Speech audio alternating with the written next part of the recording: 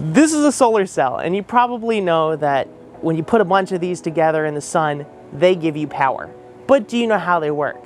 Well, today, on the second I Learn, You Learn, We Learn, we will discuss what solar cells are, how they work, and what they're made of. And you're probably not going to be surprised because you've actually already learned about some of this in the first I Learn, You Learn, We Learn. Cool. So how does a solar cell work? Well, we have two here, and this one is basically a more complicated version of the simple cell. That's just a more complex cell. But this cell is actually made up of two parts of silicon. You have a P type and an N type, which means a positive type and a negative type. And the way they work is on this negative side has extra electrons in it, and these extra electrons will sit in the holes until sunlight bounces into the hole and knocks the electron out of it, sending it on its path to the other side, which is the positive side, which has extra holes. Yeah, so the power, it moves from one side to the other, and we collect it along that path, and that is how solar cells work. So really cool that, the only issue is that they're only about 20% efficient, and sometimes sunlight that knocks the electron out of its hole falls back in. So that's the only problem with solar cells that I see.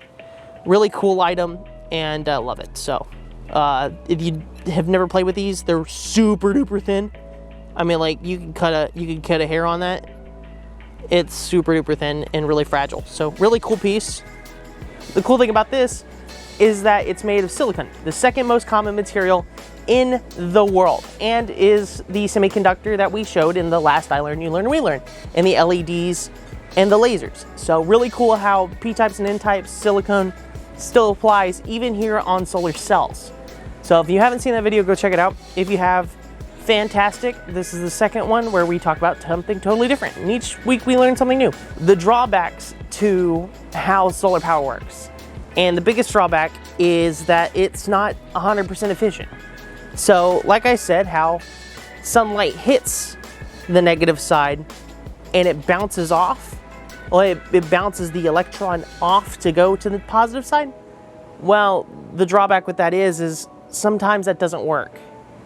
The sunlight will bounce the electron out of its hole, and instead of going out to head towards its goal of hitting the positive side, because there's missing electrons on that side, it can fall back into its hole. But the second big drawback is that they tend to have an issue with birds.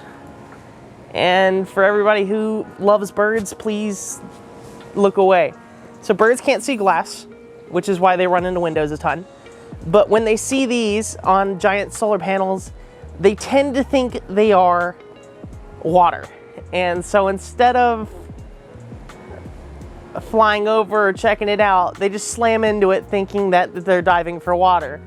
And so, solar panels tend to kill birds. Just mistaken for water, slam into them, and then you got a dead bird. So it sucks. But the bird problem is insane because, you can have a huge solar farm and then you're just going to have birds just whamming into your solar panels, which was really bad.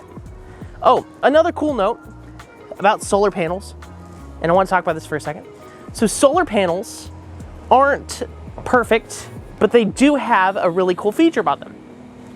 So let's say you break off a corner from here. So I have some that broken off corners and stuff. Well, they still work. So if your solar panels get cracked and pieces chip off, they still actually work. They just lose that portion of collecting sunlight. So they're still technically useful even when broken. So where is solar power used? The top 3 locations. We're gonna give it to you first. China, number 1. Why aren't we winning? This is an easy game for us to win. Come on now. They're winning at 306,000 megawatts that China's producing of solar power each year, which is, this was the 2022 numbers. So number 2, which is us, the US. Congratulations, you got second. That sounds like an American thing. We came in at second with only a third of the fraction of the cost. I mean, not cost, a fraction of the power. 95,000 megawatts. Come on, guys. China's outdoing us by 3 times on green energy. This is ridiculous. And then number 3 is Japan. Congrats to Japan with 74,000 megawatts. in the US, the top 3 states to be using solar power is obviously California. Congrats to them. The sunny state, I think, is what they're called. Or, I don't know, sunny California, I guess is what they're called. And then you have Texas. Makes sense. Texas is amazing. Go Texas. And then North Carolina. So congrats to North Carolina being the number 3 spot. So congrats to them. So we've talked about the efficiency of the inefficiency of solar panels and how they only produce this at 20% for commercial use, meaning I and you can only get 20% out of our solar panels.